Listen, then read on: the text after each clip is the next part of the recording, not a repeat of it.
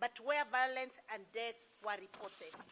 Overall, the protests resulted in the following.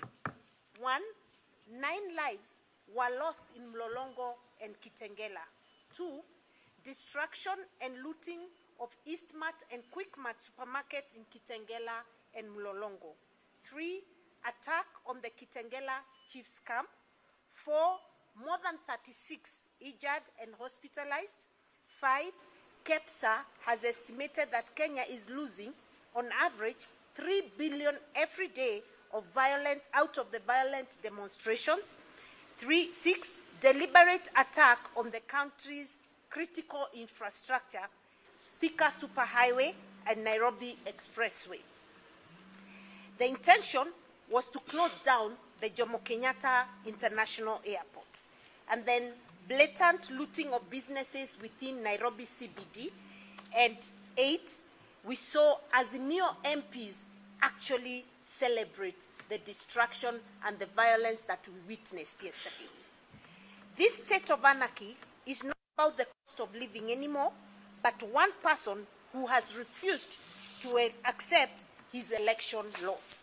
Although the Constitution allows every Kenyan to peacefully picket unarmed, what we have witnessed in the country cannot in any way be described as full protests and picketing. What happened in parts of the country on Wednesday was pure economic sabotage by known political mercenaries with ulterior motives aimed at reversing the upward economic trajectory that has been driven by the Kenya Kwanza administration.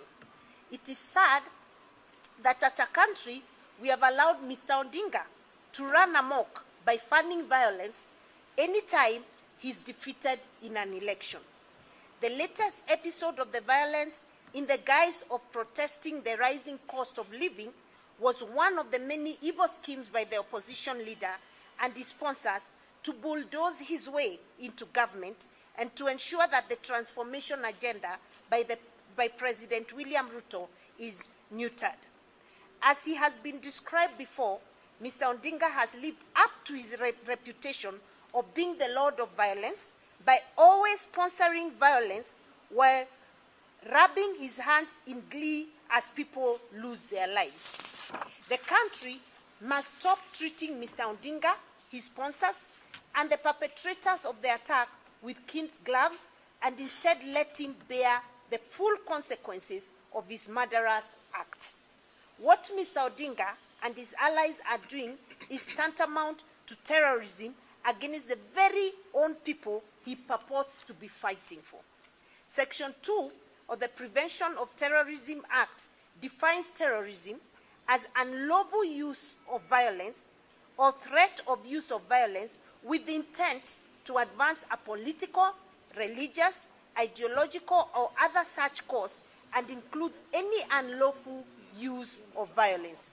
It is therefore clear that Azimio leaders behind the wanton destruction of property and acts of lawlessness and loss of lives are guilty of terrorism and must be held to account. We ask the government, machinery, law enforcement, and judicial officials to take decisive action on those found culpable for these barbaric acts of violence. Thank you very much. I'll now ask the